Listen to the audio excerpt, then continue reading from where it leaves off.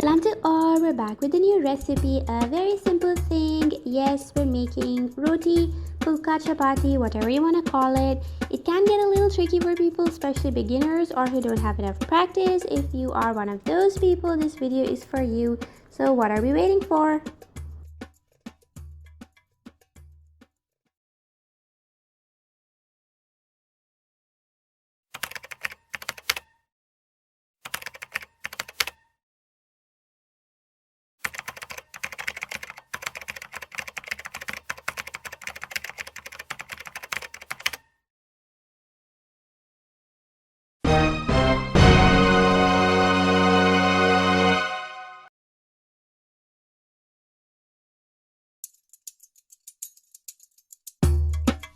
So we're gonna need a wide pan and a sifter in case your atta needs sifting.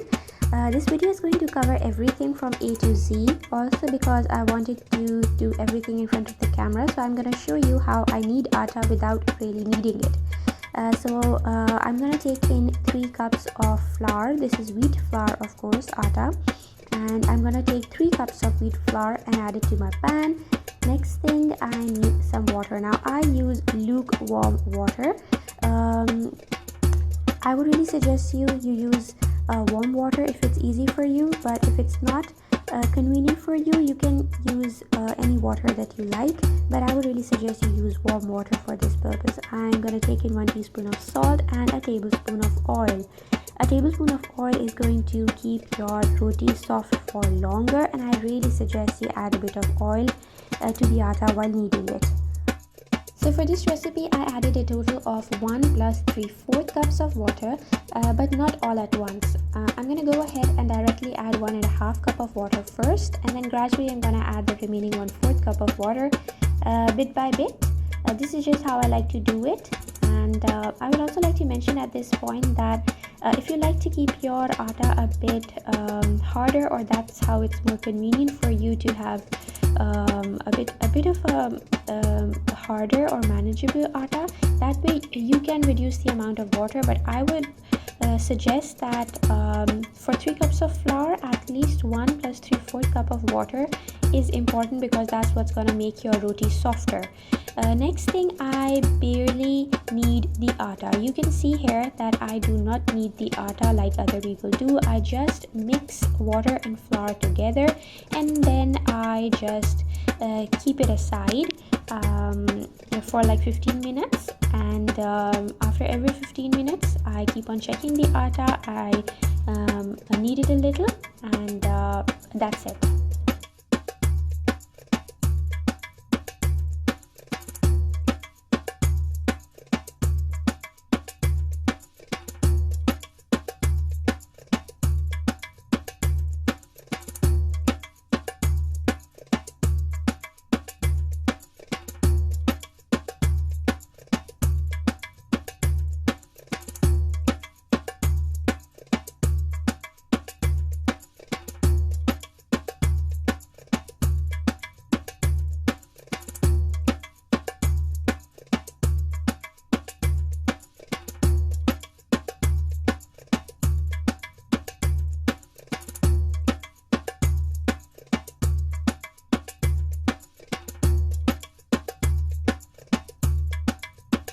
Now you can see that the atta is done. Yes, that's how simple it is. I do not need the atta. Even though I have a dough mixer, I still find this method easier because everything stays in control, and I barely need to do all the strenuous kneading, and the atta is ready in no time. Now I'm gonna go ahead and place this atta in an airtight container. It's important that you use an airtight container because especially if you plan on storing the atta in the fridge, because then your atta will not get dry if the box is airtight. Now here comes the part where we make rotis. You can use a traditional chatla belna like this one, or you can use a silicone mat and a non-stick rolling pin like mine. You're gonna need some dry atta, which is called khushka.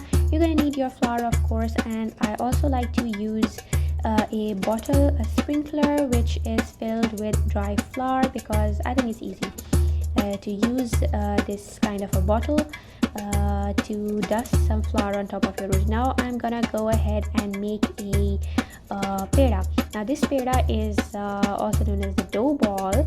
You're gonna need to make this as round as possible, because the roundness of the peda is actually what is going to determine the roundness of your roti.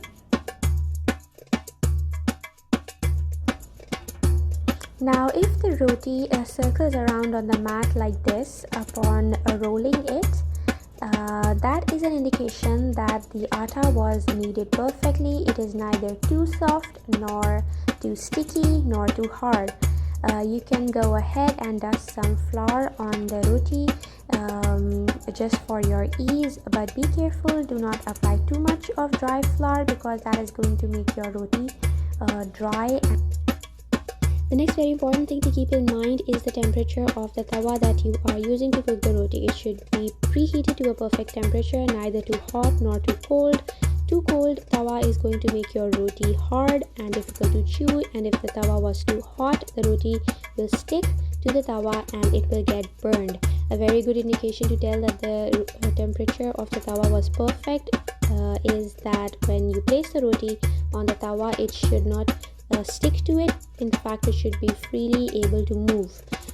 When the roti changes its color, that is exactly when you need to flip the roti, and do not wait any longer than that. Now you have to cook the top part fully and not partially. In fact, fully cook the top part and then flip the roti again and cook it directly on the flame from the bottom side, which is the downside of the roti. So let's do this again. What am I doing? I am just taking a bit of the atta, and I plan on making a very round peda, because that is what is going to determine the roundness of the roti. All I have to do is take the edges of the atta and tuck it inside in the middle so that the dough ball becomes nice and round.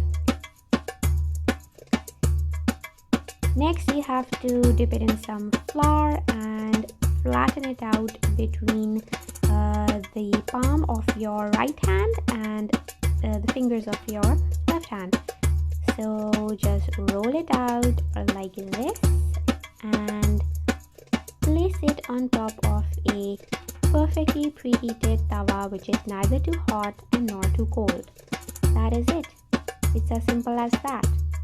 If you want your roti to puff up into a ball, follow the exact same method that I told you, and you will achieve a puffed up nice pulka. Now a lot of people find it hard to tell which side of the roti is the top side and which side is the down side. Well, the top side, which is known as the seedy side in Urdu, is the one that is on the top when you first place the roti on the tawa, and the down side is the one that comes in contact with the tawa.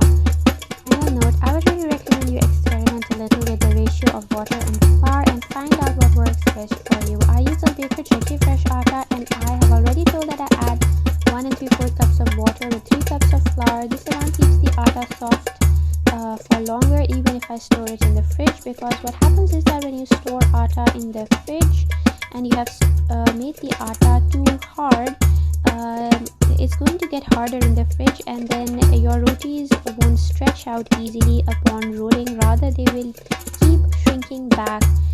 If you do not knead and store the atta and use fresh atta each time, then refrigeration is not a problem for you. So that is it. If you have any questions, please leave them down in the comment section below, and I will try to get back to each one of you. Thank you so much for watching. If you're new to my channel, please subscribe, and thank you very much.